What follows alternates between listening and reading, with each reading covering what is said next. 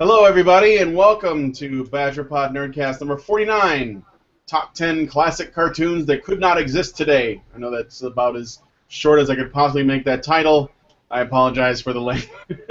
I am your host, Brian Martinez, and I am joined by Allison. Say hi, Allison. Classic Hi.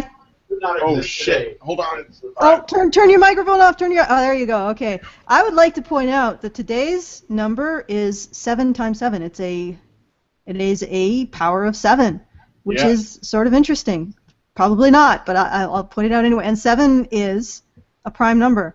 Okay, go back. There you go, Brian. Oh, wow, yeah. No, mathematics interlude, okay. I don't know. I mean, I'm interested to see how that ties into cartoons. I think it does in some way. Probably not. It just ties into the fact that I was filling air for... and math came out for some reason. Monday is the first day of the week. Yeah. And there are 7 days. Days in a week. Oh, the spookiness compounds. I'm glad I'm not a numerologist. My head would explode. All right, so we also have Mike. Mr. Mike, please say yes, hi. Hello. We'll get round to Coal Black and the Seven Dwarfs. Yes. Maybe. Oh my. And lastly, we have Jonathan. Hello, Jonathan. Say hello. Bonjour from Canada. Yes. Oh my God. Like a furry torpedo to the jugular. I was about to break into that. Oh, okay, so let's go into the mailbag before we get into the main show. So I will do that. All right. The Zeagle has made an inquiry or a statement. Hey, Badgers. I recently finished reading Robert A. Heinlein's science fiction novel, Starship Troopers. I can see why it won a Hugo. I don't know how I feel about the 1997 film, though. If it were its own IP, I would call it a decent satire of the modern military-industrial complex, but as it is, it's just an insult to the original work. The director didn't even read most of the book, and it shows. The book makes an interesting case for limiting the ability to vote and hold public office, basically the ability to impose one's political will upon others, to those who demonstrate the ability to place public interest before one's own, regardless of sex, creed, race, or ability. It really captures the spirit of a meritocracy. I think the Badgers should read the book, if they haven't already, and maybe do an episode about it. What do you guys think? The Starship Troopers book by Heinlein? Heinlein! Heinlein. Silence! Ugh, you blasphemy! Okay. Why does everything turn out to be a book? Are there any films out there that are just films? No. Well, no. Well, the books are always superior. Yeah, sure there are. Okay, Alison, do you want to say something about Heinlein? I haven't actually read the book. I did watch the movie, and I didn't remind. It doesn't. Nothing about the movie is really sticking out to me except for Ditzy or Ditz or whatever her name was. Dizzy. Having sex with that other guy, whose name I don't even know. I don't know why that's the only thing that stuck in my mind. Casper Van Dien, who played Rico. Yeah. I happen to really like. I like Starship Troopers. I know it's not faithful. I think it's its own thing because generally Paul Verhoeven, the guy who directed it, he makes commentary on things that he does in a really violent and somewhat humorous light, because he did RoboCop, and RoboCop has a lot of things to say about different stuff too.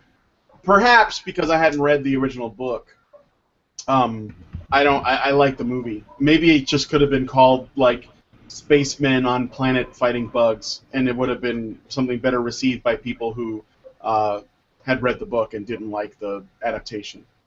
Yeah. But, yeah. Well, the other thing I remember from the movie was the naked shower scene with everybody. Yeah, like the co-ed naked shower scene. I think this was memorable for a lot of people. But aside from that, I realize that I've said nothing about whether or not people should read the book. I'm sure that it's a really good book. That's not the Heinlein books that I've actually read, though. I didn't read Starship Troopers. I read the more bizarre ones, I think. Like Stranger in a Strange Land. Yeah, I mean, I don't know. You haven't read that. You haven't read that, eh? No, I haven't read any of his books, I don't think. Well, I mean, as far as I remember. Okay, well, let's move on to the next item. Well, Okay. Go ahead. A movie is a completely different thing from a book. I've tried to make this point in the past. You can't expect it to be exactly the same. For one thing, it's going to be like an hour and a half long, so they're going to have to snip things out. Look, when they make the tabletop board game of a movie, there's going to be lots of different things. Okay, it's not going to be the same plot because it's going to have to revolve around a board with lots of squares and dice and shit.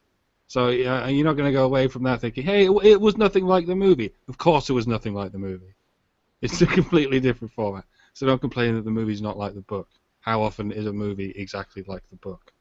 Never. Well, I think in this case it was remarkably different. Sorry, so we've sort of like the movie adaptation of a bunch of chess, starring, I don't know, Lawrence Fishburne and Mads Mikkelsen. In the plot, Sides of the board. the plot is entirely about some sort of middle-aged or late middle-aged trip across America to find yourself during the midlife crisis of 2 or 3 guys. Like, what does that have to do with chess? Well, it's sort of like when they adapted Battleship into a movie. It was so bad. But before I move on to the next the next item. How does one revolve around a game board when the game board is square? Do you, in fact, ricochet around the board instead? Because you go from corner to corner? Because you're making a square shape as opposed to... Yeah, I get it. Don't explain the joke, dude. I know. I shouldn't have done that. Okay, this is why I don't do comedy. So we have another one. Dynasty Star inquires, I was wanting to ask you a question that went something along the lines of, what is the biggest plot hole in any story that you've ever read, watched, or played? While I would at some point like to have the question answered, I felt that it might make for an interesting show topic. Is the consistencies of storytelling a topic that the Honey Badgers would be interested on focusing on in an episode of the Nerdcast? I think so. Yeah. Plot holes? Top 10 plot holes? Yeah, I'm trying to think of massive ones, and none spring to mind, but it's intriguing. Well, I mean, massive plot holes you'd imagine would have to be something like, you start off at, I don't know, an 19th century period piece, and then suddenly you're thrown into the plot of Transformers, the movie. That's what I'm thinking of, a massive plot hole. That's like, when did we shift genres? That would be a massive plot hole. Maybe we'd scale back the size a bit to a sub-massive plot hole? A big plot hole? Yeah, just a larger than average. Yeah. I think I'm going to get a lot of hate for this, but I'm going to just put it out there. Christopher Nolan's second and third Batman movies have gigantic plot holes in them, and I know that people are going to hate me, but I'm putting it out there. They're pretty awful, especially the third one. Holy shit! But yeah, Dark Knight Rises was just permanent damage to the brain, and I like Nolan's movies, but spuriously constructed. So. Okay. All right. So plot holes. Let's define what you mean by plot holes. Do they mean inconsistencies, like something that couldn't happen, or is that more? It might be when something's ridiculously convenient. You know what I mean? When someone just happens to be somewhere because of a decision that. You know what I mean? Yeah, because it was sort of like convenient singularities more than plot holes. Yeah, where you can tell they've started with like the end of the scene and gone, how the hell are we going to do this? And they've just sort of smushed it together, created a sort of wormhole. Sort of sounds like feminism. Because remember we've been doing that series Raging, and I've been talking about the wormholes. We start with wormhole, yes. I'll be mentioning it on in our Lacey thing actually. Yeah. We start with, what is it? We start with I don't know, blind, trans, lesbian men in wheelchairs or women in wheelchairs who are black, and then we somehow zoom through who live in sub-Saharan, like in Sudan, and then we zoom through the feminist plot holes from there to white women. Yeah, that's the complicated way of doing it if you're in Oxford. If you're Lacey Green, you just go straight from fat jokes to rape jokes. Yeah. Boom. So I suppose if you by that definition, probably about 80% of the current movies from the past 30 years are all plot hole driven. That's the main objective. You can pick any random movie like Avatar, for instance, plot holes. The whole movie just on a plot hole. Oh yeah, very few movies. I mean, I think that it's an exceptional film that does not have some plot inconsistencies. I think that's like how I see it. Like when something happens and it feels wrong, where you notice it, you're like, wait a minute, how does that work? Especially when you are looking at what the intention of the film is from the get-go. Like it sets a precedent. For example, like in the world of Harry Potter, we have magic, so it's harder to find plot holes if you are dealing in a world where the premise is already pretty fantastical. A wizard did it. Huh? There's always a wizard did it, yeah. Yes. But then you can still find things, but they might not be related to, places or events, but rather personalities that feel wrong, or, the things become inconsistent. It's sort of like when a child notices that something is not the way it normally is, and they become to question it, that's when I think you're looking at the formings of a plot hole. But it's harder to do it if you're making a film that is intended to be more realistic or engrossing, where you're supposed to pull the people in and make them feel like they're there. Like if you're watching Private Ryan and something ridiculous happens, then you might ask, wait, what? Like I think is that Tom Hanks is firing his pistol at a helicopter and it explodes in midair, and you wonder, did he do that? But that was almost like a bit of poetry at the end. But if it could be seen as a plot hole.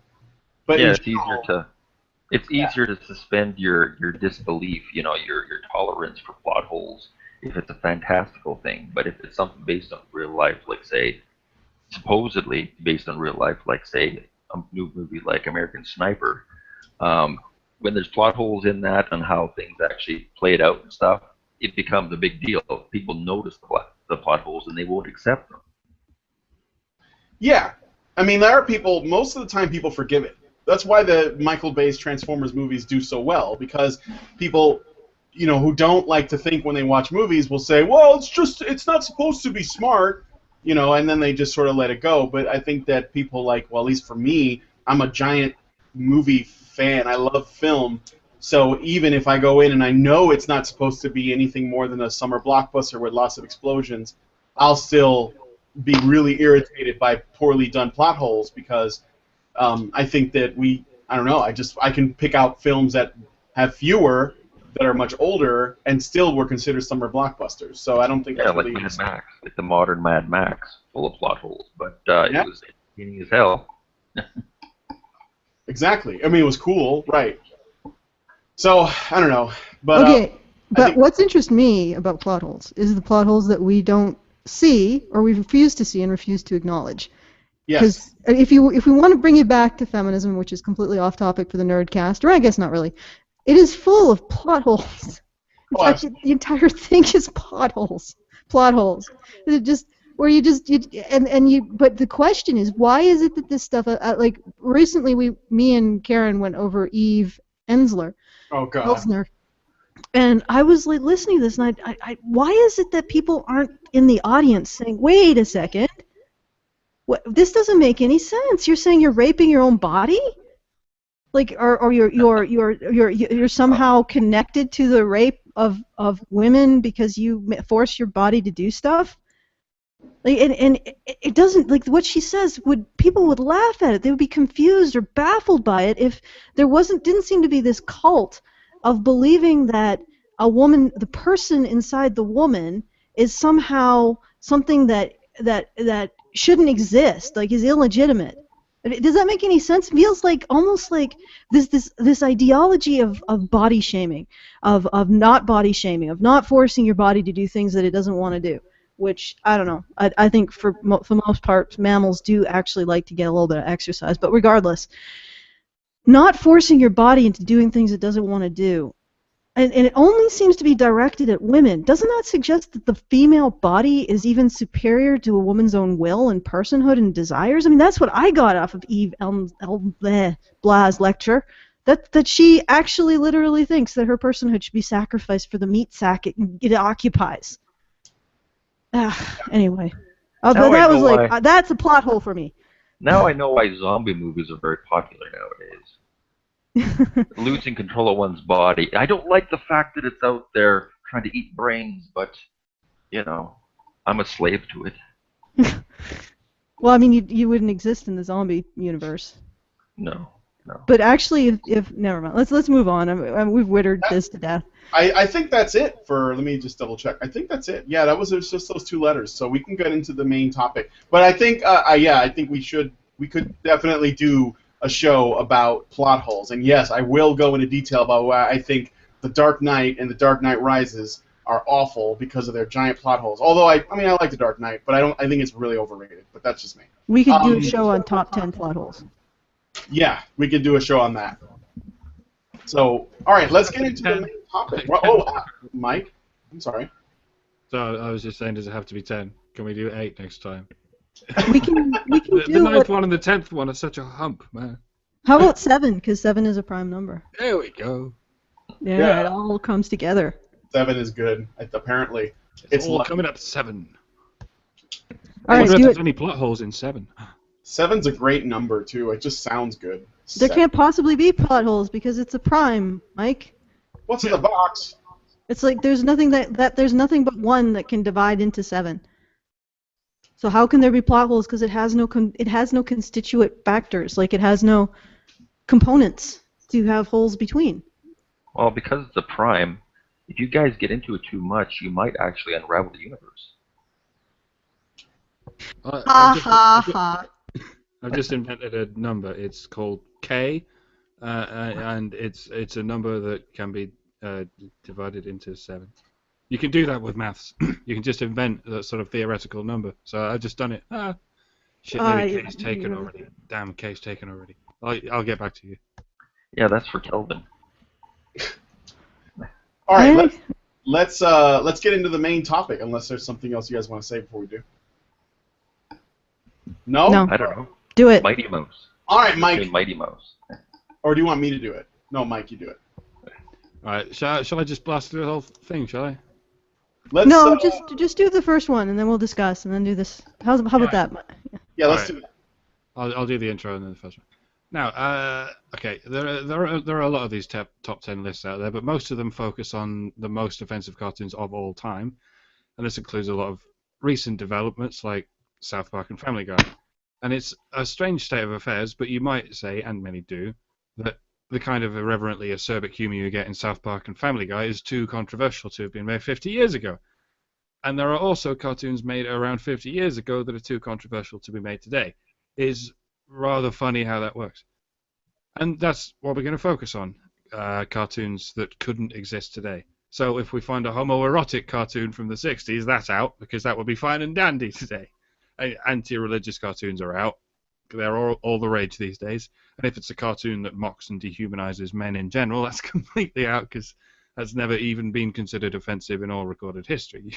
You can depict a white man as a grotesque lycanthropic beast slobbering uncontrollably over a woman, and that's fine. But depicting a black man as a black man with large lips, bingo, you can't do that anymore. So remember, there are 3 main categories we're looking for: racism, sexism, and violence. By that I mean racism against anyone but whites, sexism against anyone but men, and violence against anyone but white men. Also, drug use is the 4th category. That always becomes less acceptable over time, never more, for some very weird reason that I can't fathom. Okay, so number 10, Speedy Gonzales. All the other offensive Warner Brothers cartoons are going to be stuffed into the Bugs Bunny entry, because that guy really was a stinker.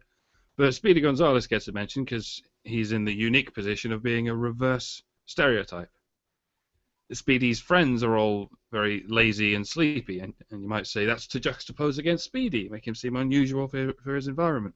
But the response would come, so you're saying Speedy is an atypical Mexican. That proves that you're saying typical Mexicans are lazy. It was this reasoning that got it pulled from the Cartoon Network, but only for 3 years. Because all the Latinos went, what is this bullshit? We love Speedy. Bring him back, you fuckers. And yeah, and Speedy gets extra points for singing the Marijuana Pa Fumar version of La Cucaracha. You probably can't do that today either.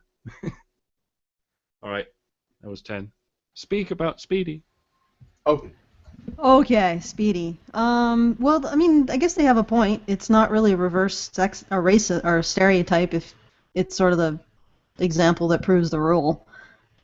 But yeah. I guess what the ironic thing about Speedy is that he, in order to point at or highlight the stereotype, they had to make an exception to the stereotype, and but they're also acknowledging the existence of the stereotype by doing that.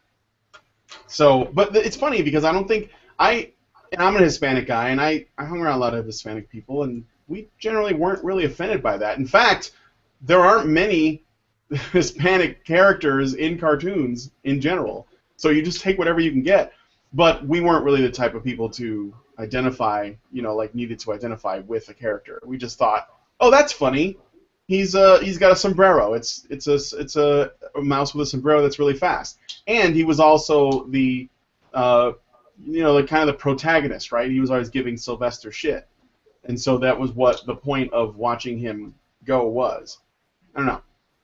I never saw it that way, but that's most of the Mexicans that I've ever spoke to, they never even heard of the idea that it was actually something that was negative. It was probably one of the most popular Warner Brothers cartoons that made it over to Mexico. So they didn't see it that way. They loved it. You have to wonder which characteristics they came up with first when they were coming up with the character. Did they think, all right, we want a Speedy character, let's make him a Mexican, or did they say, let's have a Mexican mouse? Maybe he can be really fast. Yeah, exactly. You know what? That would be really interesting to look into. I mean, they already had other similar kind of characters. Like, I think the Roadrunner predates Speedy Gonzales. And the Roadrunner was the same idea, but it was a bird that didn't have any lines and it didn't have a personality. All it did was run and go beep, beep. And maybe they wanted something where they wanted to construct cartoons that were based on a similar premise, but have more dialogue. And they thought it would be fun, perhaps, to do something that was, not just American. And maybe they thought, well, we'll do Mexico. okay, so here's some incoming stuff from Wikipedia. Oh. Which, aside from the fact that it's Wikipedia, that generally really shouldn't be. I think this is fairly safe. Feeling that the character represented an offensive Mexican stereotype, Cartoon Network shelved Speedy's films when it gained exclusive rights to broadcast them in 1999. In an interview with Fox News on March 28, 2002, Cartoon Network spokesman Laurie Goldberg commented, "It hasn't been on the air for years because of its ethnic stereotypes.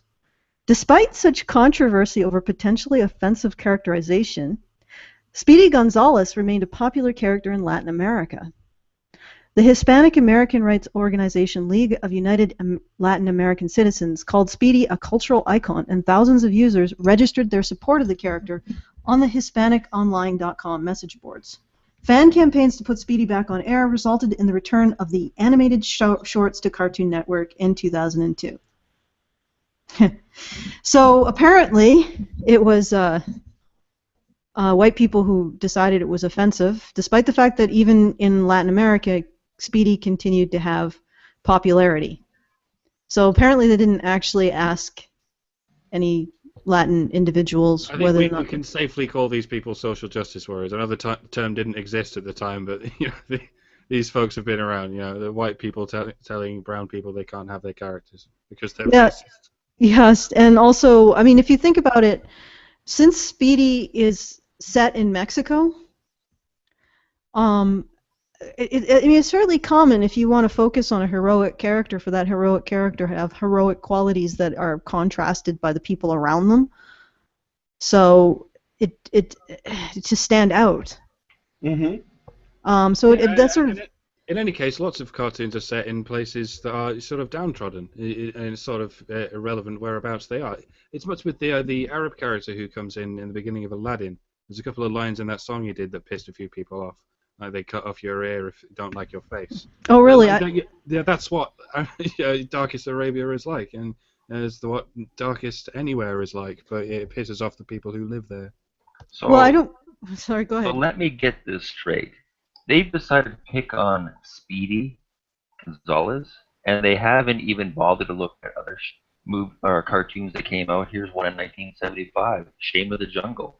Have you ever read the description of what that movie's about? I could read it. Shame, the ape man of the jungle, is against when his woman, June, is kidnapped by a gang of giant penises. They take her to their queen, Bazunga, a bald woman with 14 breasts, after tangling with a gang of great white hunters, a marauding lion and the Molar men.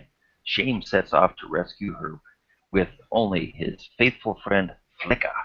Now, Flick is this little monkey, and he swings off of Shame's dick as he's swinging through the vines. At his side, he heads for the darkest of areas, bush country, which literally is, a mountain pass that looks like a bunch of breasts, and then you go into a vagina where the lair is. All right. So they're going after Speedy Gonzales with cheese, stealing cheese, and going across the border, and they've completely skimmed over the penis men that are evil. Jesus And the Speedy made good, man. multi-breasted woman. Speedy made good, so they went for Speedy. That's how it works. What?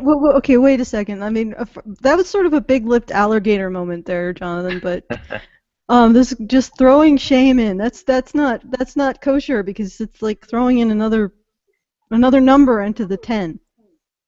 Well, I just wanted to put a wrench into it. That's all. Okay, all right. Because I thought that was my role. But anyway. Okay. What I wanted to say is, like, not only did they not consult actual Latin Americans if they wanted to see this individual character, but isn't cartoons about making fun of things? I mean, and honestly, of all the possible racial stereotypes that you could point fingers at or have problems with, the fact that Latin Americans like naps seems pretty innocuous on the whole. Maybe I'm wrong. What do you guys think? Well, I mean, like, it's actually a practice in the culture is siesta. I mean, it's not really, is it a stereotype if it's something that people do? I mean, like, and again, is it really, that's one of the reasons why the people who live in that community, and like I had said in my anecdote, generally are not offended by that. It's like, we're like, oh yeah, that's totally true.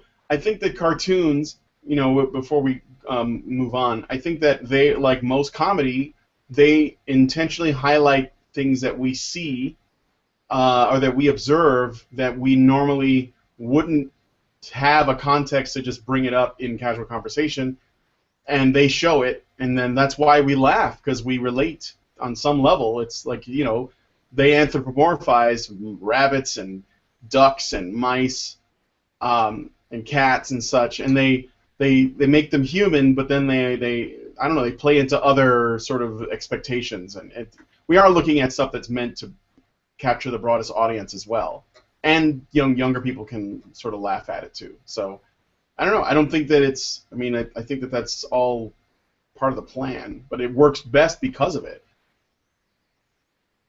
Shall we go on? Yes, number 9. Alrighty, number 9. The Flinstones Winston commercial. Now, the Flintstones itself wasn't particularly controversial. In fact, it had that same staple sitcom setup that is still milked today wherever possible. But what we're very unlikely to see ever again is cartoon characters advertising cigarettes. We're unlikely to see adult humans advertising cigarettes, so it's exceptionally weird to watch beloved primetime cartoon characters doing it. I mean, yes, I'm sure there are some Japanese people thinking, what the fuck are you talking about? But yeah, we're behind the times, I'm afraid, or ahead, or we're in a different timeline altogether or something. Anyway, yeah. So is that it? Yeah, that's it. It's a sort of unusual one because it's. No, that's a good one. I remember that. There was actually, there were a lot of cartoons where characters smoked. I mean, even on television, people smoked all the time. It's funny because you don't see that as much anymore, hardly at all. But yeah, cartoon smoking was very common. And I remember that commercial. It was actually, it didn't I don't know. It didn't. I could see how that would never happen today, for sure. But I also think the Flintstones in general wouldn't happen, even though well, at least not in the things that they've done. Because if you compare it to, say, The Simpsons and Family Guy, which are basically the two closest sort of comparisons that you could make, in the Flintstones, which was basically the Honeymooners made into an animation during the times of cave people. There were plenty of episodes that painted Fred and Barney in a bad light, or they were taught a lesson. But there were also a lot of them that played on the stereotypes of Betty and Wilma as females. Like I in particular remember when Betty and Wilma first learned about credit cards, and they went to go charge everything on their credit card, and they didn't realize the consequences of doing that. And I don't think that would happen today. Well, there was a quote that I remember. Isn't it interesting how you used to be able to, the cigarettes used to be out front, and the nudie magazines used to be behind the counter, and now that's reversed. Mm-hmm. I'm not quite sure if that's true, but entirely. But yeah, it's interesting how the priorities somehow have drifted, perhaps. Something to ponder. Shall we go to the next one? Unless Jonathan has something to say. I think your microphone is muted, friend. Oh yeah, you have to unmute, John, because there was a bit of feedback, and so I muted you. But you're not muted now. Nope. Well, while Jonathan's figuring that out, there was something else I wanted to say about the smoking thing. Do you think that one of the reasons why they were doing that, because remember there was a time a long time ago where commercials were often done within the show, where the host or the characters or whatever, the actors would take a pause from the show itself and then step away and then do an advertisement for a commercial, like do an advertisement for a product. And I wonder if that was just the animated version of that. I mean, it was clearly a commercial, but was it part of the Flintstones, like within the show itself, or did it stand on its own? I've been helping Jonathan with his mute button, so I can't respond. You just ejaculated your question into the void. I did. And you're wasting your questions. The question god will get very angry with you. No, I've forgotten what the question was. Heresy. Well, I was just saying, was that a product of its time? Because not only because you had cartoon characters smoking, but because the way that we used to do commercials in those days, instead of them being separate, filmed pieces that were injected in breaks in the show, the actual show itself would take a break, step away, and say, speaking of whatever we just did, friends out there in TV land, here's this product, and then they would tell you about it. Well, they're starting to do that in movies now, aren't they? But as subtly as they can. Just, oh, yes. Right. Sneaking the brands into the shot, Or not. Yes, I still remember the most memorable part of Superman 2 was that one of the Kryptonians flying into the Coca-Cola sign, and that was like a huge deal at the time. All right, well, let's move on to the next one. Jonathan, if you get it figured out, you can chime in. So number 8. No. All right. Number 8, Song of the South. If you only saw Song of the South when you were a child, you probably didn't notice the controversy. None of the animals were racist. Even Uncle Remus was a perfectly sympathetic and lovable character. Unfortunately, he spoke with rather fond nostalgia about the good old days. And if that's how black people thought at the time, I guess it hadn't occurred to anyone this was a weird thing to think. It's a little bit like, hey there, Brer Rabbit, I sure do miss living in Syria, that sort of thing. Although, you shouldn't even need that analogy.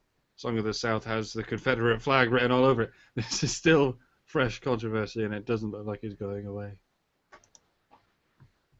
I've never seen Song of the South, and it's probably because... I think I saw it once when I was really young. I love that movie. I couldn't. I never saw it because I couldn't have access to it. I mean, I tried to get it on DVD, and I couldn't find it I don't think anywhere. they've aired it or sort of put it on anything because of the embarrassment. You know. Well, so that would definitely not get made today. Yeah, Song of the South? No. No. I wonder, was it a problem when it was made though? Like when it was released at that time? Did No. Disney go oops? Or is it just that our attitudes at that time were very different from, a generation later? I think it got banned as soon as Obama got into the government. Really? Around that time period, that's when they kind of took it off the list. I think the politics and everything just got kind of too sensitive. That's crazy. Yeah, Well, it says on Wikipedia that it was controversial since its release. I mean, I like it because it's a historical document of what people felt at the time. Just for that fact. But it's how Disney felt, and there's a I few think things it's how documented Disney about how felt. Disney felt. Well, they made it. was he must have alive been when it something. came out? I think so. It was quite early, wasn't it? I don't know. It's got Mary Poppins in it, right? Or is that not who I'm thinking I can't about? remember. I don't know. It was a blonde woman running through tall grass and singing, so I'm not sure if it was her or not. Well, here's some stuff from the Den of All Evil Wikipedia. The film is set on a plantation in the U.S. state of Georgia, some distance from Atlanta. Although sometimes interpreted as taking place before the U.S. Civil War while slavery was still enforced in the region, the setting is the later Reconstruction area after slavery was abolished. Harris is. I wonder if that was after slavery was abolished in the North too, because what happened was Lincoln abolished slavery in the South during the war, but while he didn't really have as a political maneuver, he even said himself that if keeping slavery would have kept the Union, he would have done it. So I wonder if this was before the North abolished. I don't know. I might just be speculating. Harris's original Uncle Remus stories were all set after the American Civil War and the abolition of slavery. Harris himself, born in 1845, was a racial reconciliation activist writer and a journalist of the Reconstruction era. The film makes several indirect references to the Reconstruction era. Clothing is in newer, late Victorian style. Uncle Remus is free to leave the plantation at will. Black field hands are sharecroppers, etc. So it's based on. I'm not quite sure. I'd have to actually look up who Harris is, the author, because I'm not as familiar with this particular author. So, but if it was written by it was Uncle Remus is a fictional character, the title character and fictional narrator of a collection of African American folk tales adapted and compiled by Joel Chandler Harris, published in book form in 1881. Okay, Harris is white.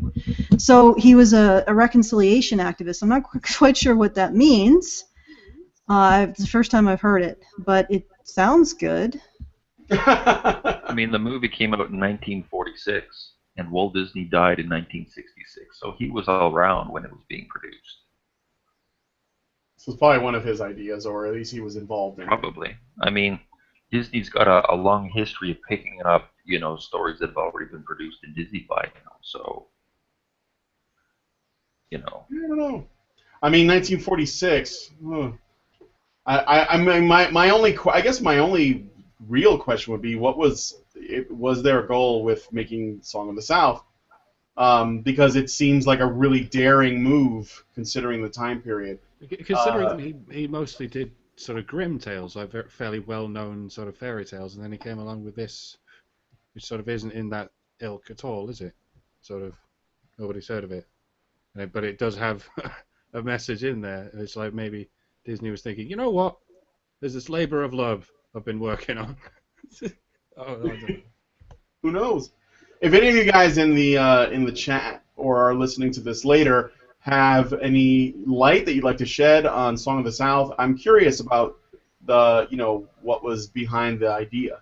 And yes, most certainly, that movie would not exist today. I mean, you can't watch it now. It literally doesn't I think that you'd have to like find some weird sort of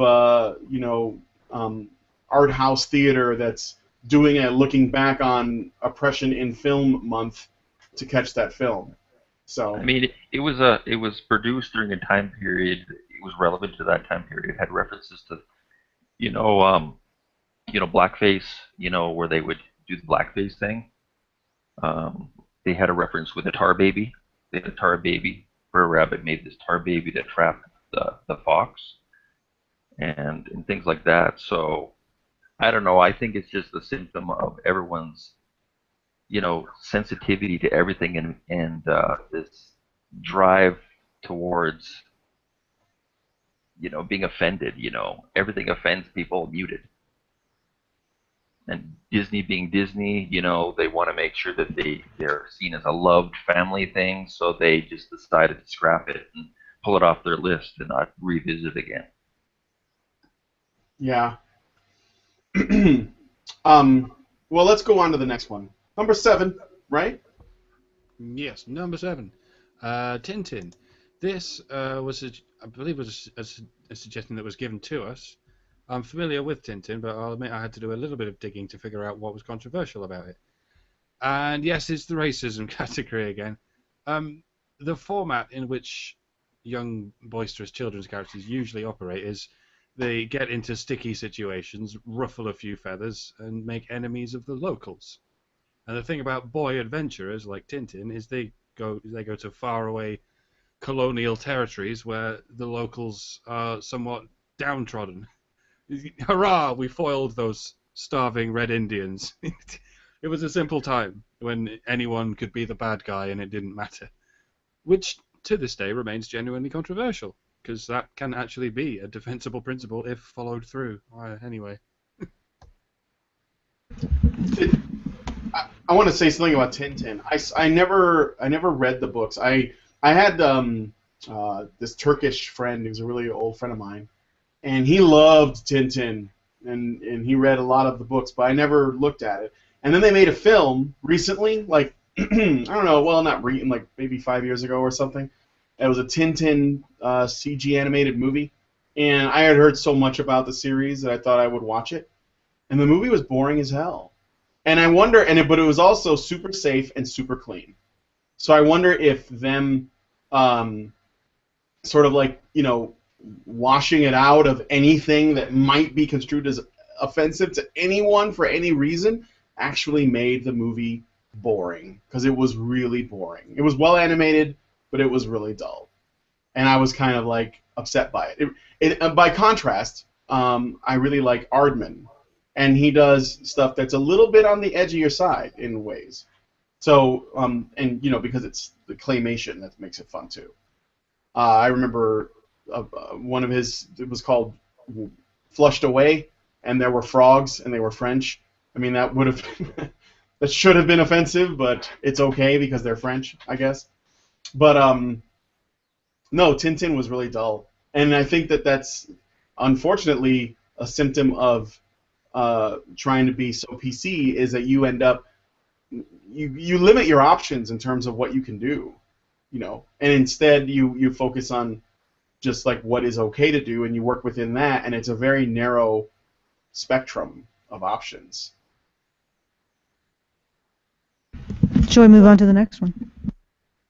Yeah, number 6. Alrighty, number 6, Asterix.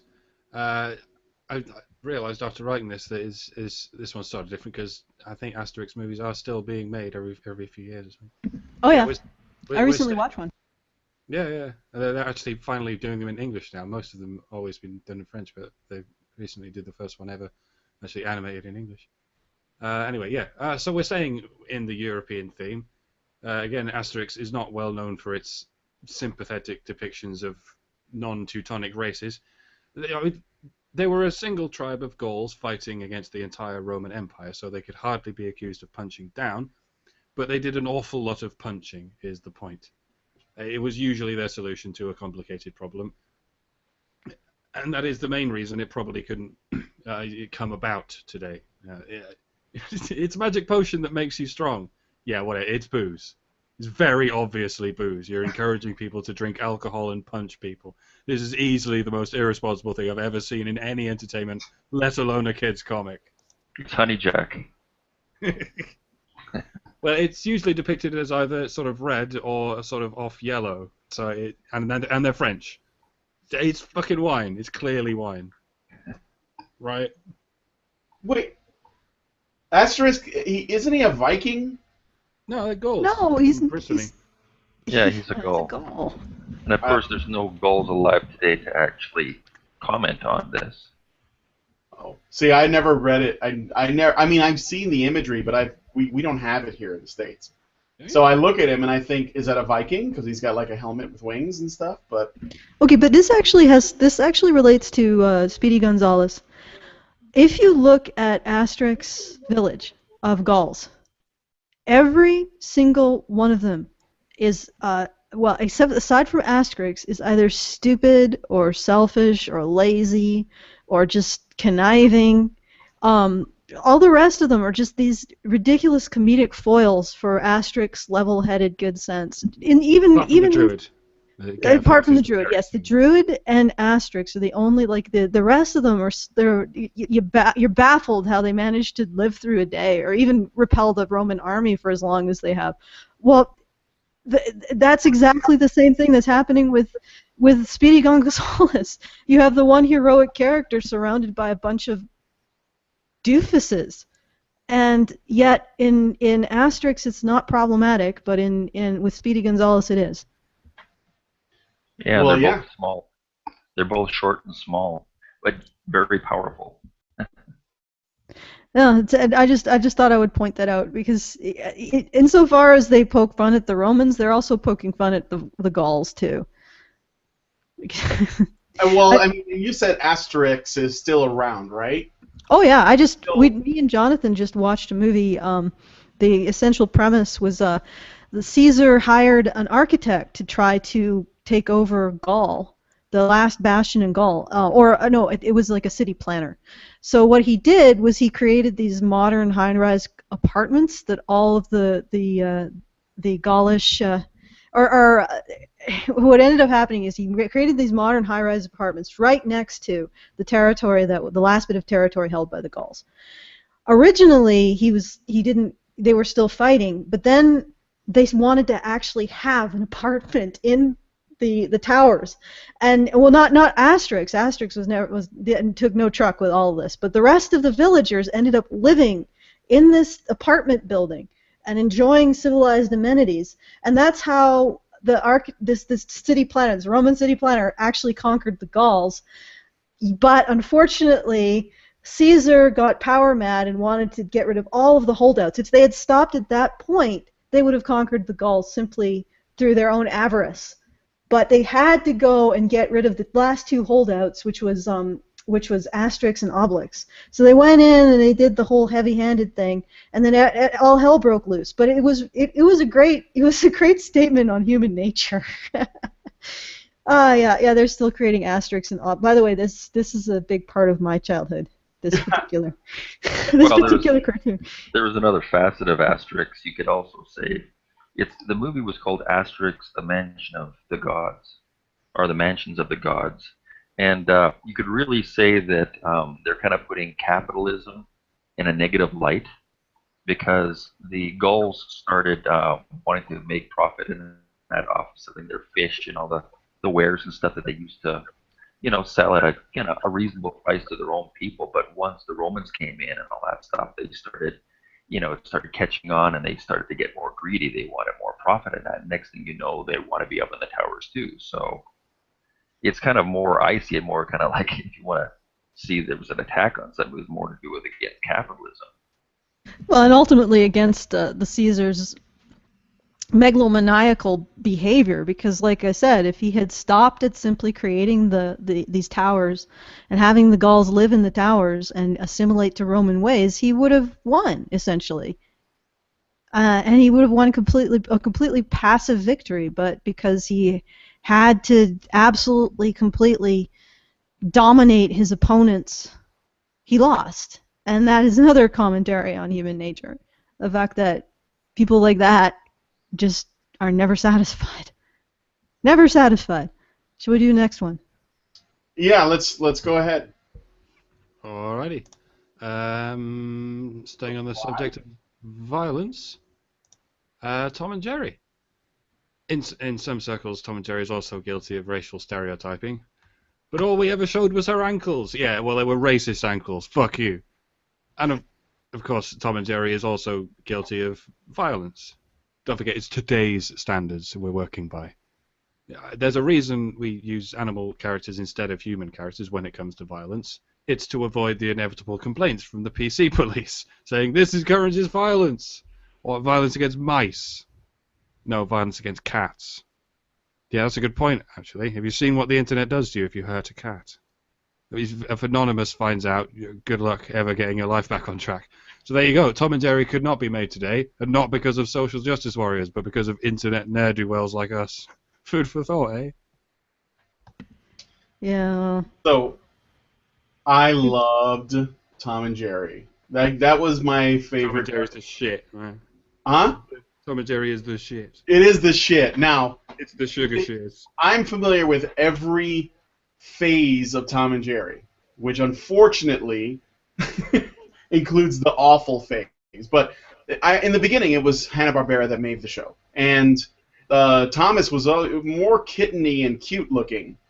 And the violence was probably as high as it could have been in those earlier ones. Then as it went on, it got more and more... well, there was a period in the 60s where it was really weird. And also, the guy who worked on Looney Tunes did Tom and Jerry episodes as well.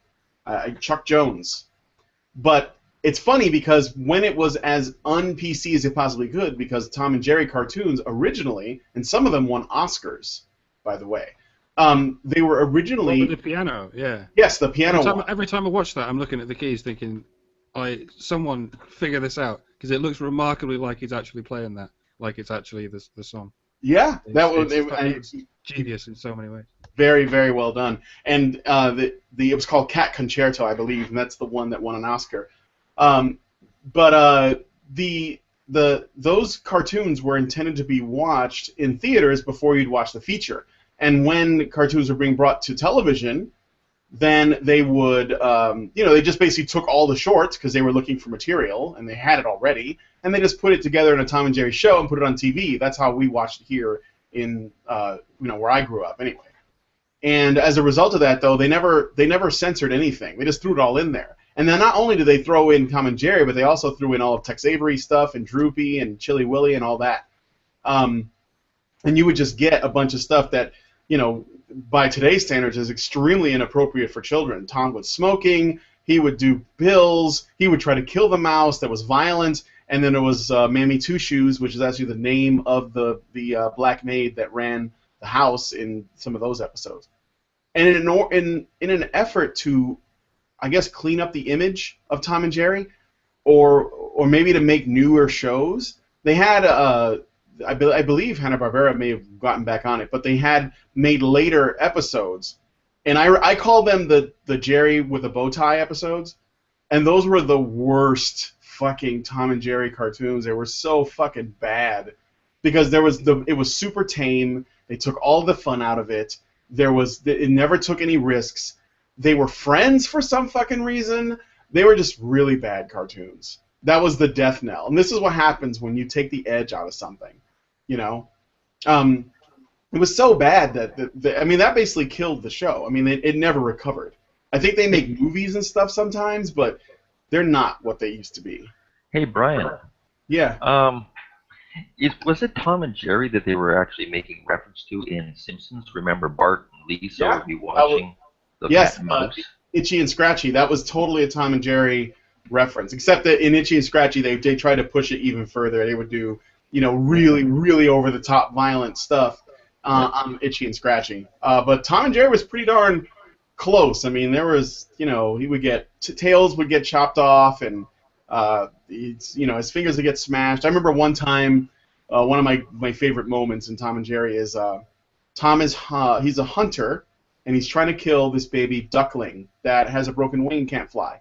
And Jerry patched the duckling up, but they're running around a farm, and Tom's got like a double barrel shotgun. And at one point they're running, and Tom shoots, and he misses and shoots a pig in the ass, and the pig shoots up into the air from the pain, and Tom doesn't notice the pig is falling, tries to run away, and then generally when Tom tries to run from something and it's meant to hit him, he can't. Like, he just sort of like runs in the air, and they play bongos, you know. And the pig lands on him with his giant pig ass, and it makes his body makes the shape of the negative space of his ass cheeks. And I'm like, this would never happen today. Like, you just wouldn't do that. Plot hole. I think that's just cartoon logic. To be honest, I think the other thing that Itchy and Scratchy did is it made you feel for the cat, because the mouse was such a sociopath. No, I totally did. That was really the ironic thing, is that I really wanted Tom to catch him. But they did some really daring stuff. Like, there were episodes where Tom would have his friends, these 3 alley cats, and they would come back from partying, and they'd be all drunk, and they'd, start shit in the house, and they'd start making a mess. And it would be shortly after, like, Mammy Two Shoes had told Thomas to make sure that you keep this place clean, and of course he's panicking to, like, make sure he doesn't get into trouble, but inevitably he does, because Jerry sees it as an opportunity to fuck his life up. And yeah, I felt for the cat. There were very few episodes where Tom came out on top. Most of the time. I felt for Tom every time. And is there anyone who watched Sylvester and Tweety and didn't root for Sylvester every fucking step of the way? Oh, yeah. Surely everyone all hates the that time. fucking bird. That smug little fuck. The smug little yellow fuck. That stupid bird. Yeah. Tom was always a victim to romance, too. There would always be female cats that he would fall for, and he would do everything in his power to try to get their attention. And of course, they were like generally dismissive, or at least they were really, really fickle. And he had to work really hard. There'd be another cat that he had to compete with, or he had to change his whole look. I remember one time he made a zoot suit so that he could like impress a girl, and she was, she was very fickle, and she was willing to drop him if he ever didn't look cool. So he had to constantly look cool, and of course Jerry saw it as an opportunity to try to undermine him at every opportunity. And I think that was really interesting too. It showed a little bit about what, whether they meant to or not, but basically without showing what men have to do to try to get the attentions, the admiration of women, and what Tom was willing to do that. But I can go on I can do Tom and Jerry for the whole fucking show. I better stop. Or we can just bitch about Tweety Bird. That's smug. I didn't think he was that cute. I still can't tell if anyone on the team responsible for creating Tweety Pie was actually thinking they were creating a protagonist that people were going to identify with, or if everyone knew, yeah, everyone's going to hate this fucking bird. Everyone's going to want this bird dead, and that's the draw. Yeah, that's it. I wonder about that, because there are other characters that seem like the creators are almost enamored of them, but there's this element that maybe what's really happening is the creators are just enjoying getting our dander up that much. It's getting us to the point where we're just seething. I wonder the same thing about Bugs Bunny, because he seems really fucking smug, and I just want to punch him. But I think I think at the time they did actually think he was the character you root for. Yeah. He might have been at the time, but I think that it's why I rooted for like Daffy whenever it was Daffy and Bugs. Yeah, me too. I like Daffy. I always liked Daffy Duck more. I always rooted for Wile E. Coyote too, even though the Roadrunner actually wasn't particularly obnoxious. Occasionally he would give Wiley the raspberry, but other than that, he was sort of very, very minimal in his personality. I can't say that he was particularly anything. No, Roadrunner cartoons are about the coyote. They're not about the Roadrunner. Yeah. Yeah, exactly. So the coyote is the Roadrunner is sort of just a feathered trophy. And I wonder why Anita didn't, using Roadrunner bodies as rewards for the coyotes. Yeah. Okay, never mind. But yeah, I didn't have as much of a problem with the Roadrunner as I do with Tweety, and yeah, Daffy. I was definitely rooting for Daffy with Bugs Bunny. Although I didn't always dislike Bugs Bunny either, because I don't know. Sometimes he had a sly wit. Yeah, he was funny, and sometimes he wasn't. Sometimes he did have to deal with real problems. Like my favorite Bugs Bunny episode is one from World War II, where it was about the gremlins in airplanes, and there was this gremlin that was making Bugs Bunny's life a living hell. And that's just... He was just playing the part of William Shatner from The Twilight Zone. Yes, it was really good. They had to get Bugs to play Shatner. That's just the way it goes. Wow. That fucking yellow bird, though. I think everybody can agree. Anybody who has the least bit of sympathy for Tom or Bugs, or even the Sylvester.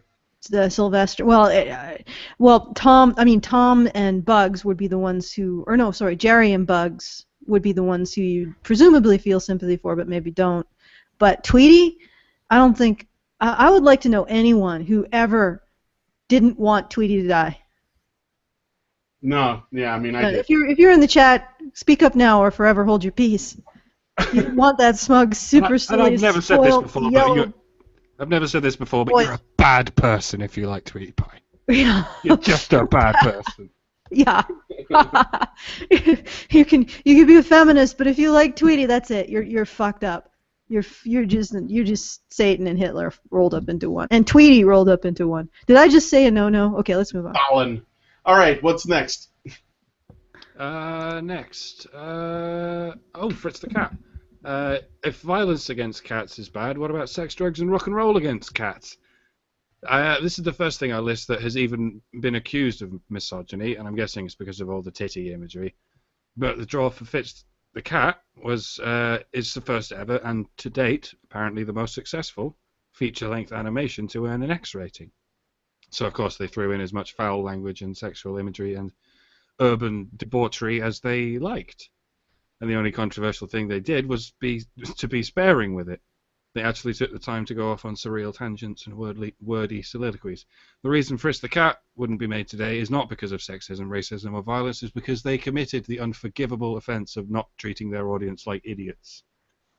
Like, Ted is the best you're going to get, folks. Yeah. Well... It's Ted. Oh God.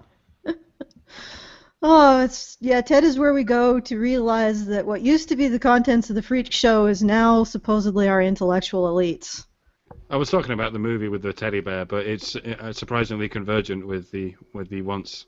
Wow, that was a plot hole. A surprising coincidence that worked out. Okay, but yeah, it's a. I really like Fritz the Cat. I think I watched it when I was like 14. As part of my childhood as well, as it were. Or, I don't know if you could call it the end of my childhood or whatever. But yeah, they had a lot of interesting insight into human nature into that. Like when Fritz is actually, well, they have these sort of lizard-like creatures who are these revolutionaries who engage in appalling levels of violence, but do it for supposedly the social good. Essentially, they're social justice warriors if social justice warriors weren't complete physical cowards, which I get the feeling that they are, but I could be wrong, so don't quote me on that. So they go out and they bomb shit. They in one scene they brutally beat a horsewoman just because I don't even know why to this day. That was pretty intense. And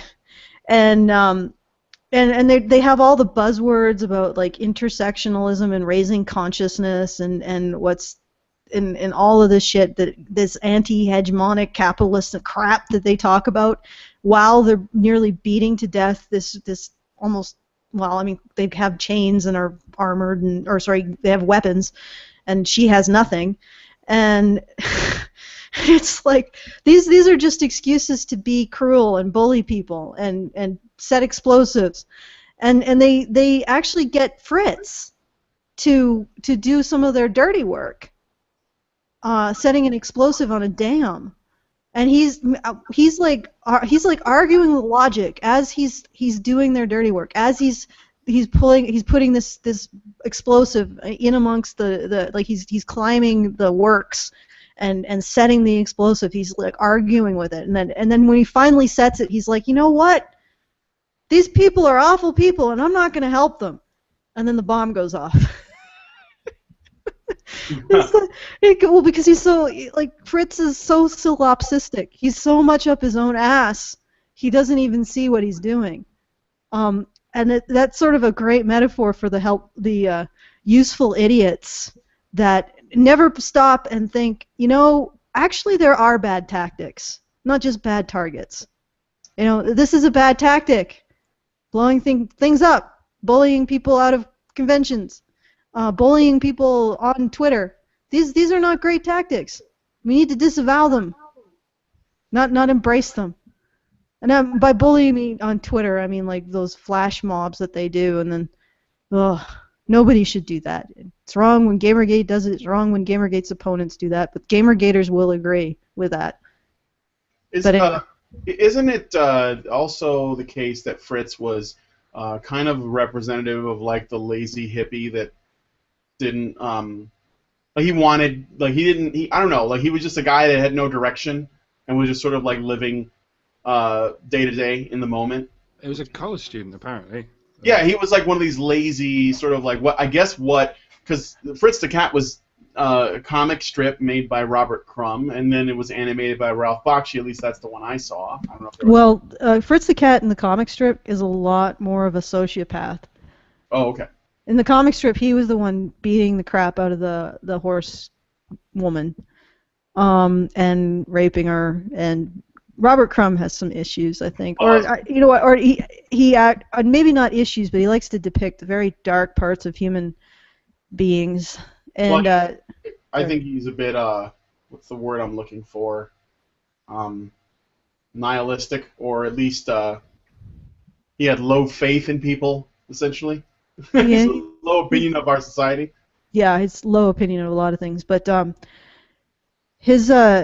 he didn't like the movie.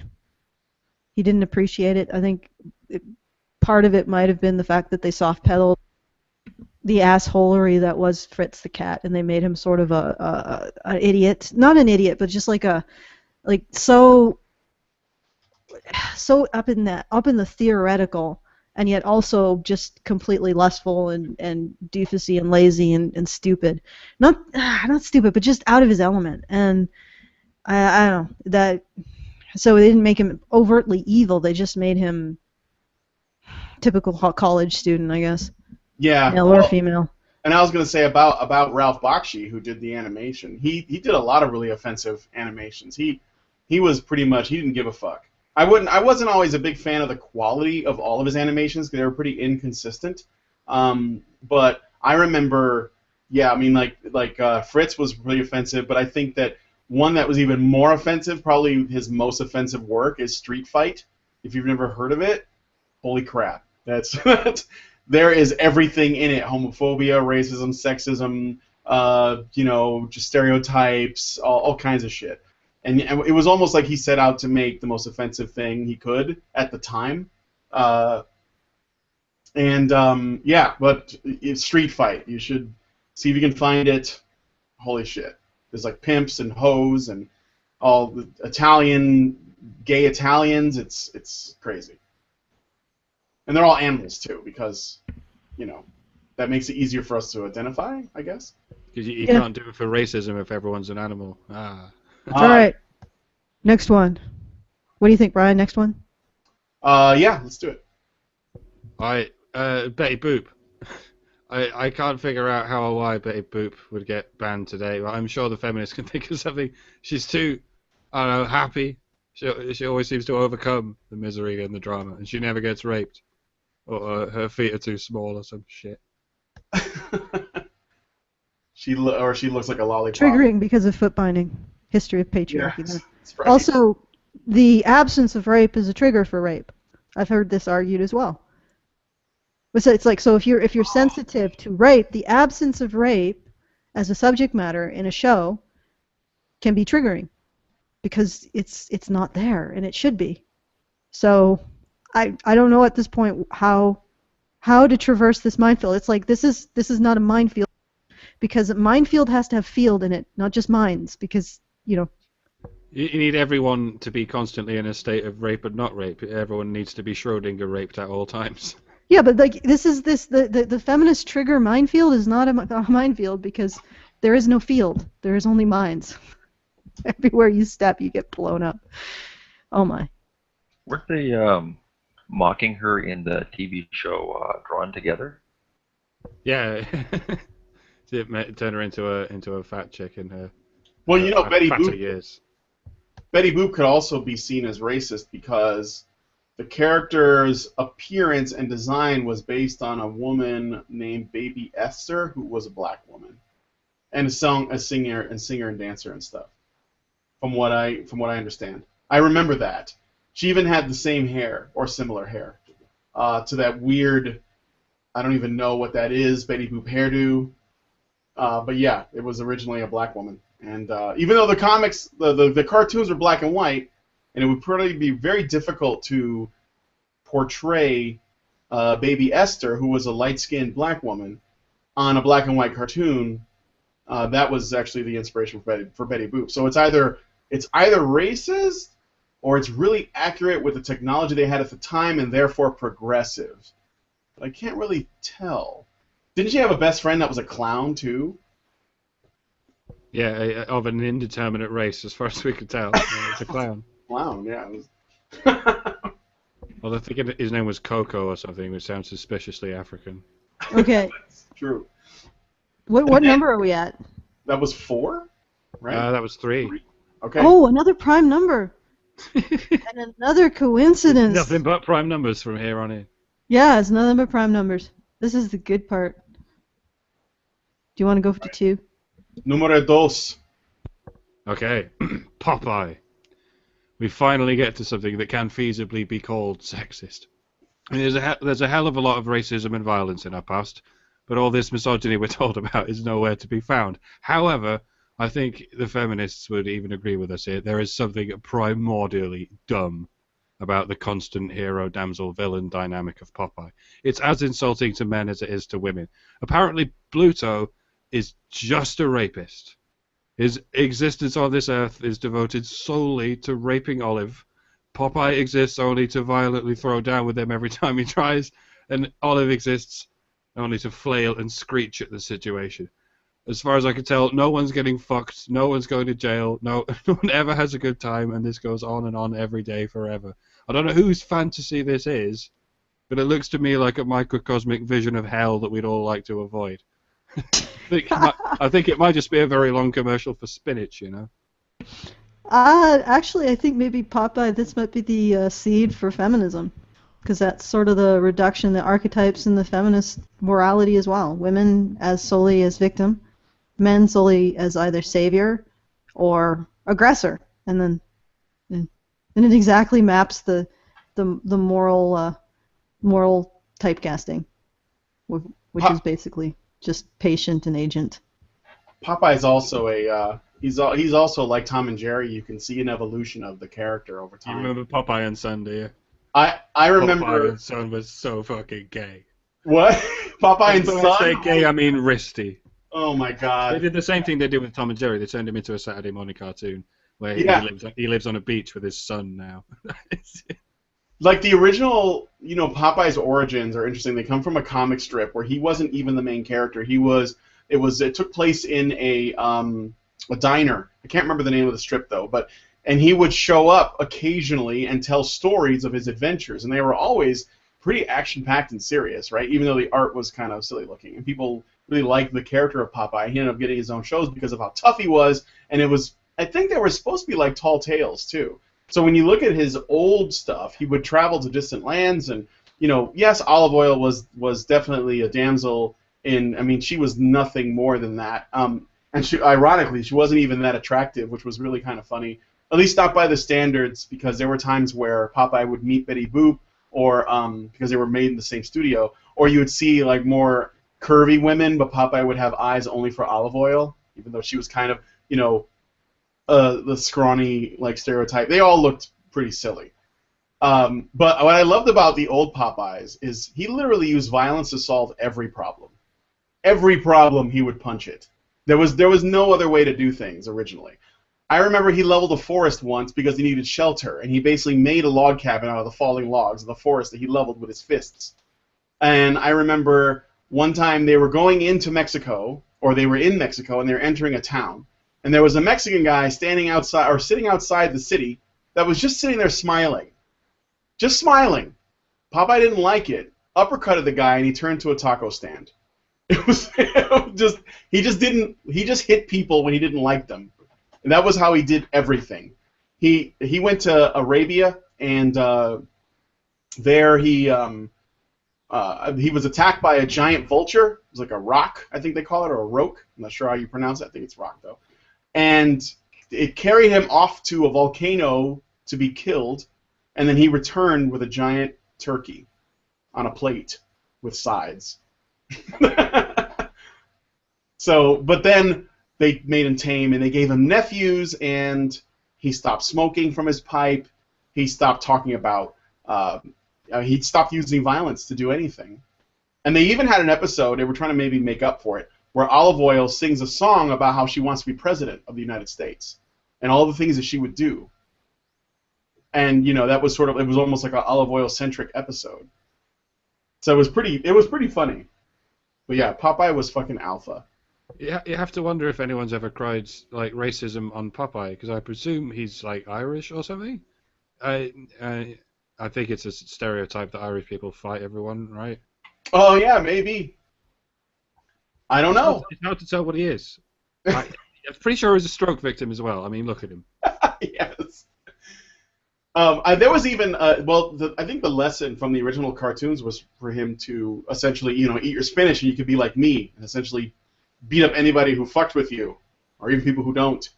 But yeah, what is up with that? I don't know, but the creator had a boner for spinach for some fucking reason. Well, I think it was probably the one piece of healthy greens that maybe at the time was plentiful, but children hated it, so they had to sell it really hard. Maybe, I don't know. But then there was even an episode of Popeye that's actually filmed with real actors. There's a little boy who's played by a real boy, and he's bullied by a boy at school or something. And he comes across a can of spinach after he's being bullied, and there's a drawing of Popeye on the can. So it could have been like an advertisement for a product.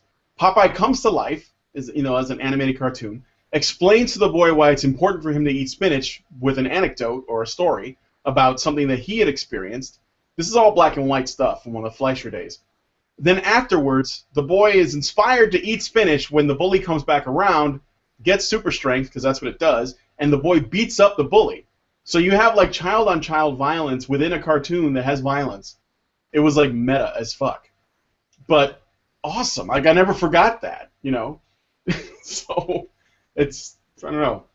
Well, I think the spinach reference is also due to the fact he's a sailor, and they always had to stockpile some degree of greens and stuff on the boat so people didn't get sick.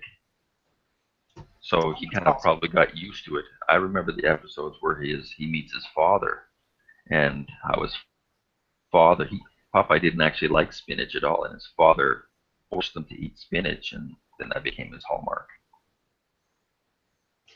Another thing too is I think Olive Oyl in many episodes was also, sometimes she was the victim of Bluto in many episodes, but then there were times where Olive Oyl was literally being fickle and could not decide between the two. And even if Popeye went to, like, say he went to a beach with Olive Oyl, and there was a date and they were supposed to be together, if Bluto happened to be on that beach and he would like take notice and try to get Olive Oyl's attention, she would literally forget that she just went to the beach with a guy on a date and take interest in someone else. And she was never held accountable for being that way. And it always ended up that Popeye and Bluto would fight each other over a woman that could not make up her mind about what she wanted. So that was another thing that happened a lot, especially when I think the cartoon went to color and they were trying to make Olive Oyl a little bit more fleshed out. They actually made her into kind of an asshole. Really. Did you ever watch the live-action movie done by Robin Williams? Yes, I did. I remember liking it as a kid. They make reference to that diner in that movie because that's where there's like a diner with all these characters. I think one of them is like a Jew, and he's got like a big beard, and he's very Hasidic. He was like one of the characters in there. I remember him standing out. They were all pretty, like Wimpy, the fat guy who, I will gladly pay you Tuesday for a hamburger today, the loafer or the freeloader. those were all characters from that comic strip. And they were in that movie. And then, of course, there was Popeye had was it his father, his pappy, who was basically just him, older. So you get an idea of where he gets it from. Essentially, the Popeye gene is very strong because he looks just like his dad. And the kid, Sweet Pea, is looking like him as well. Yes. I thought that baby was left on the doorstep, though. Or am I thinking about... No, they never really go into that, do they? No. I don't know whose baby that is. Well, I think that could be a Maury Povich moment if that had been done today. But what's number one? Unless somebody else wants to say something about Popeye. All right, well, let's go into number one. What? Sounds like we're done with Popeye. Yeah. Okay. All right, number one. Well, I've sort of already given it away because I said earlier. It's Bugs Bunny and the Censored 11. Oh, it sounds like a Harry Potter title. Bugs Bunny got himself into quite a lot of scrapes. If you ever needed some wartime propaganda or you have a public figurehead you want to lampoon, Bugs Bunny is the go-to guy. And for all his escapades, the only time he went so far as to be banned by Warner Brothers itself was the 1941 short All This and Rabbit Stew, Bugs' own entry in the Censored 11. Since we're talking about cartoons that could not be made today, the top spot has to go to those 11 mysterious cartoons for which Warner Brothers officially held their hands up and said, we shouldn't have made those. We're very sorry. And this wasn't just last year or something, it was in 1968. 2 years after Disney died. When they took these 11 cartoons, mostly by Friz Freleng and Tex Avery, all rather tasteless depictions of African-American folks, and they said, no one is airing these anywhere ever. I won't list them off for you, just Google Censored 11, it's all fairly well known at this point. Naturally, nobody could have predicted the internet, so it's all out there now for your viewing discretion. And if you're able to watch them and not be turned racist, then here we have a good question to go out on.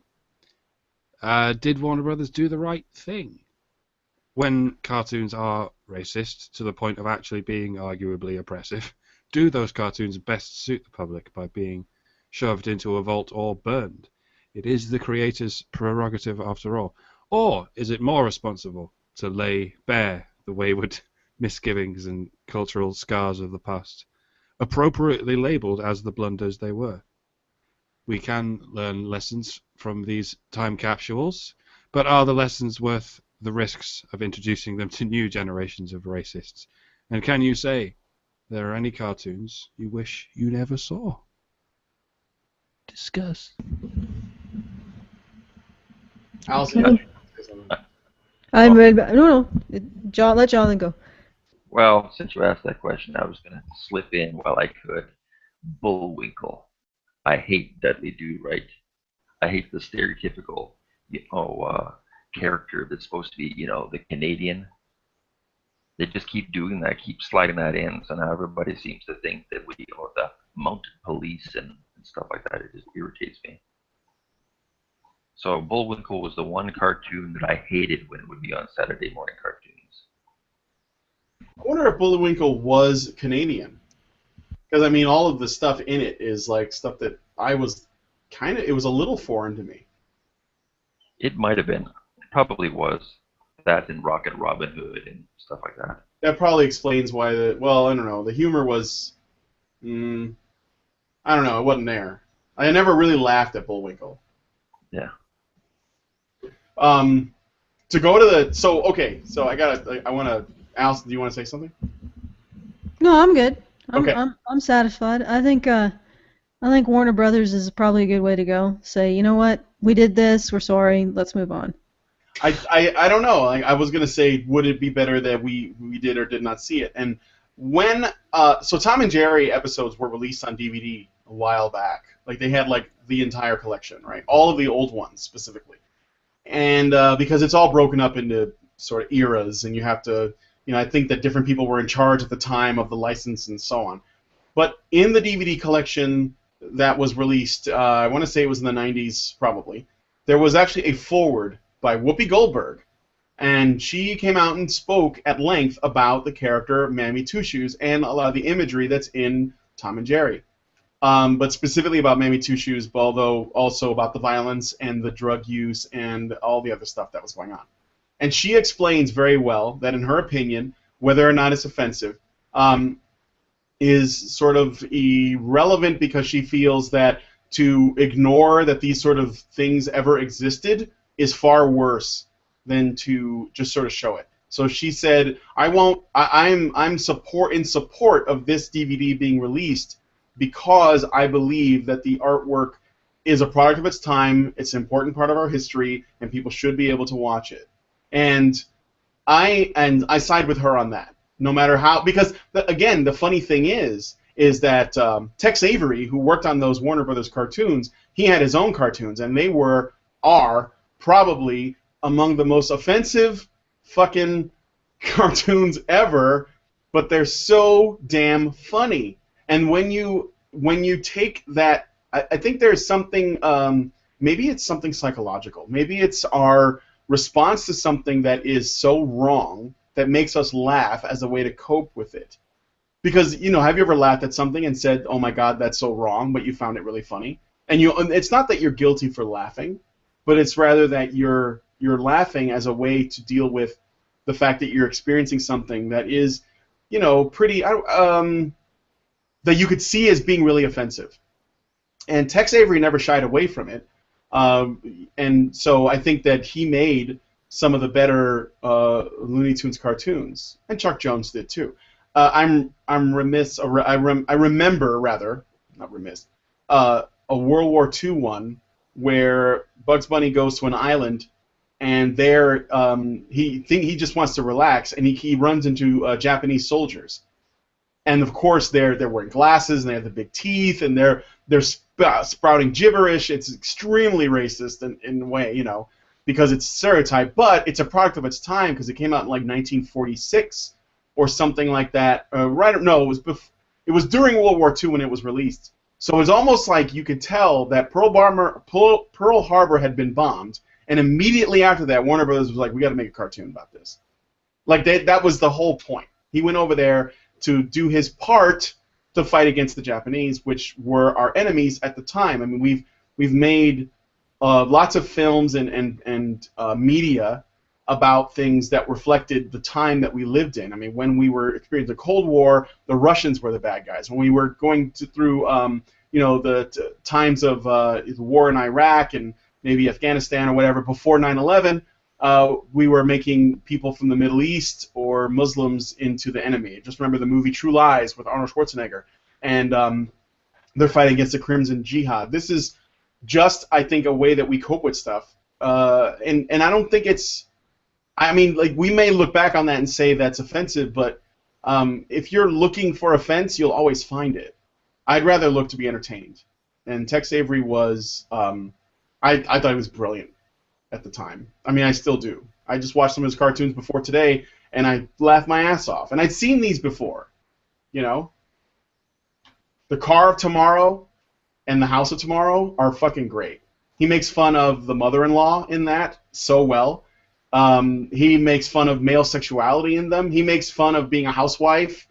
He doesn't pull any punches against anyone.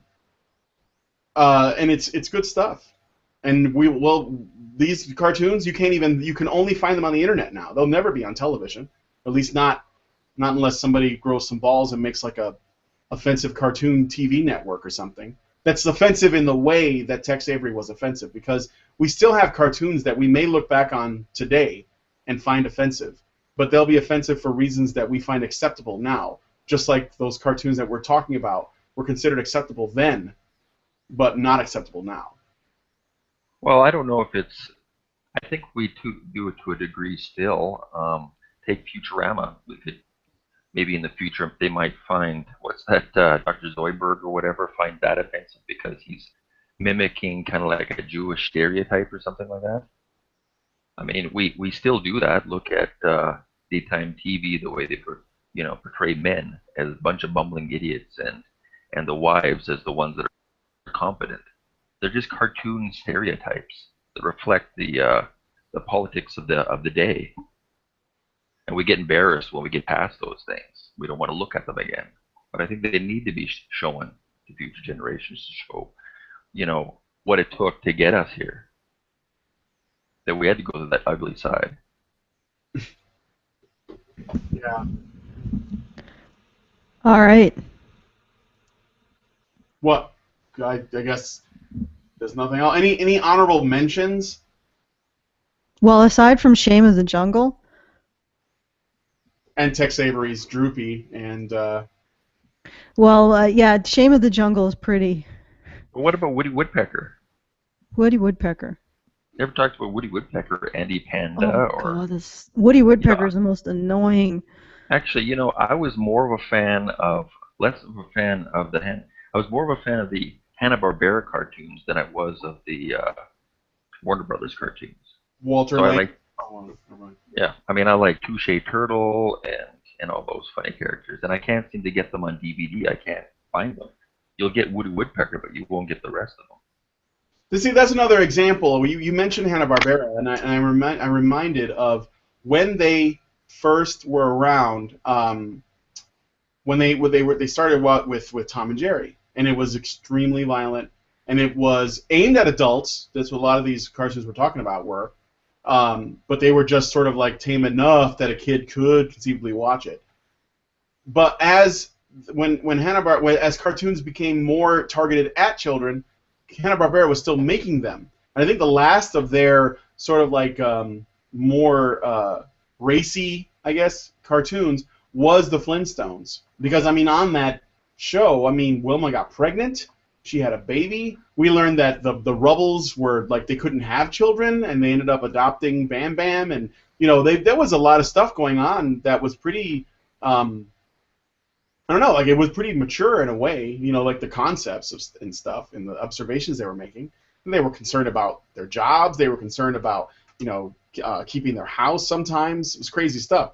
But once it got really safe and it was really aimed at children, because I think the Flintstones was actually intended for a family to watch, which is probably why they had elements in there that adults could relate to while still having stuff for the kids. Then they got really safe and they started doing all of these cartoons that were, I mean, to me, they were really unfunny. Like Squiddly Diddly, and there was a hippopotamus, and there was the Snagglepuss, and a Huckleberry Hound, and Yogi Bear. I didn't find any of those things funny, really. And all of it was done in a really kind of formulaic way, where they had these animals that they all had the same posture and the same body type, and it was almost like Hanna-Barbera was just producing stuff, but they weren't really trying really hard to make anything that was memorable. Because I don't find any of that stuff memorable.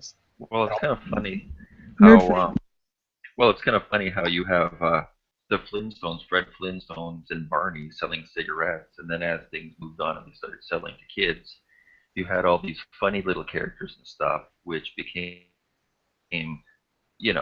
relatable characters that they were using also to sell breakfast cereals and things like that. So the market changed.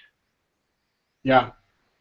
Well, and that was probably because the original market, when they were making those Warner Brothers cartoons and those Walter Lantz, who's the guy who made Woody Woodpecker and Andy Panda and stuff, and Fleischer, who was doing Popeye, and even Disney, they had like some pretty good stuff, like with Mickey Mouse and Donald Duck too. Those were all meant for theaters, and they weren't really meant to sell anything. They were just an additional part of the theater experience, which was probably pretty formal back then. And now, when that changed was because it was being made for television, so it was made for TV, so it was considering TV as a medium, and it was probably doing exactly what you said, which is why we got cartoon shows later that were essentially 20-minute long commercials to buy something. I mean, that's really what... The early Woody Woodpecker cartoons were just insane. I mean, they were pretty brutal in comparison to the later stuff. I mean, you remember seeing the one where he's starving or whatever in his cabin or whatever, and he's looking outside, and everything he sees moving is Food. Food and all that stuff, and the way they animated the face, and it was just almost psychotic. Oh yeah, there was like the stuff where people were starving and they'd see like if there was I don't remember exactly, but there was like two characters stranded on a desert island, and they started seeing each other as food, and they were trying to eat each other like as cannibalism was a plot line. But rape jokes are bad. Yeah. Yeah. Cannibalism jokes, that's okay. There was a Genocide moment jokes. when Bugs Bunny was playing a piano in a cartoon, and there was a cough from sort of the on-scene audience. They did that in Warner Brothers a lot. They had like an audience in the cartoon. It's a meta thing, and there was coughing from the audience, and Bugs just got up and just shot someone in the audience with his gun, and just like stared with this evil fucking face into the audience. And you have to wonder, did the fucking film goers laugh at that point, or were they just sat in their seats going, wait, what the fuck's happening? This is actual violence. They're actually acting like they're shooting the fucking audience with a gun.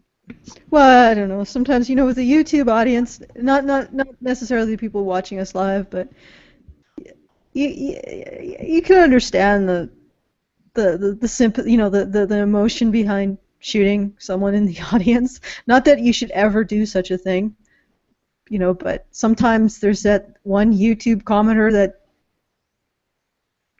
writes a wall of text about how awful you are as a person. If there was the digital internet equivalent of a gun, then you'd like to fire it. Is that what you're saying, Alison? Well, that's a band hammer. I don't even fire that. But yeah, it's like every single episode, it's like, oh yeah, here comes the wall of text. Look, dude, I think you care more about me than I do if you're gonna write that much on my personal failings. So I can understand the emotion behind that a little. I'm reminded. Well, I was just going to say, sorry about that, Brian. No, I think the whole idea about the whole shooting the audience thing was the idea is this is cartoons. You can exercise any kind of thing, anything's possible there. And I think a lot of people can kind of relate that in certain moments when they're in the middle of watching a movie and there's that one obnoxious person or whatever that won't shut up or whatever. You're thinking in your head if you could just kind of like get rid of them or whatever. And I mean, people have to be careful that we don't like start creating a world where they're starting to censor thoughts literally, like Minority Report Act, premeditated stuff. We have to allow these human sides to come out. I think he was just putting it out there as a gag to kind of deal with it. We do have these thoughts. Yeah, well, that's why I think that is a way to deal with them, to just have it out there. Yeah, just flop it out on the table. I have Give me my giblets. I have an honorable mention I want to throw out there because it wasn't put in. Is my all-time favorite cartoon as a child. I loved it, and every time it came on, all of my friends we would talk about it the next day at school. It was that good. It was a Tex Avery cartoon called Magic Maestro, I believe. And the plot is there's a magician. He's like a dog. Everybody's a dog. This magician goes into this opera house. He's looking for a job. He wants to open for the opera singer, who's like the star. And he makes a pitch, and the opera singer, because he's considered low entertainment, he throws the magician out. The magician, because he's sort of spiteful and wants to get back at him, decides that he's going to replace the conductor with himself. And he does so. He sneaks back inside. And then he starts using his magic wand on the opera guy while he's singing the Marriage of Figaro. And he just keeps doing different shit to him, but it gets it gets really offensive. It gets so hilariously offensive. And there's even a great point where if you can find this on YouTube, look for it. But the only one I've been able to find is the one that has all of the offensive stuff taken out. Like he does like a Chinese dance. He gets sprayed with ink, and he starts singing like a guy in blackface. I mean, there's all this stuff that happens. He does the Mama Yo Quiero song with like the fruit on his head, like the Chiquita banana lady.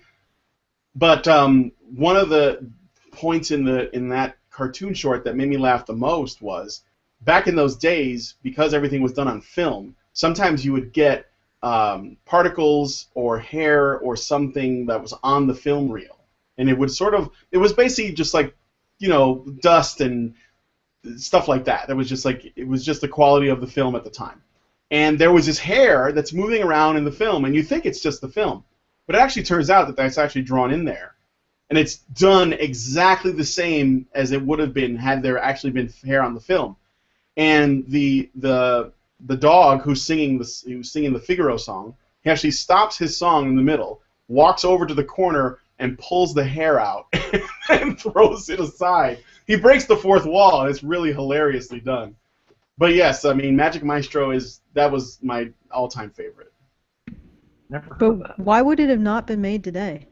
Oh, because of all of the racial stereotyping that's in it. So, and he does some cross-dressing, but it's really just because of and there's some violence. I mean, Okay, I think I just heard. And stuff. I heard Satan's dog whistle of evil, so it's time for me to go. Okay. Yeah. Are you ready? We're going to mention Fat Albert, eh? Okay. Oh, you had to throw that out.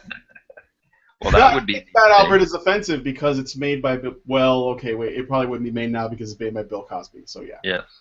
But anyways, that's it. It would offend on so many levels, even meta levels. All right, let's get out of here. Yeah, let's go. We got to go back up to the Make mothership. roads on, everyone. To the rainbow. What? Hey, if there's any cartoons that we did not mention that you want to throw in there, please do. It's not that we don't acknowledge them, but it's that we only have It's just so that you much time. suck. It might be because we suck, yeah. No, I said because they suck. Oh, it's because you suck, yeah. Everybody sucks.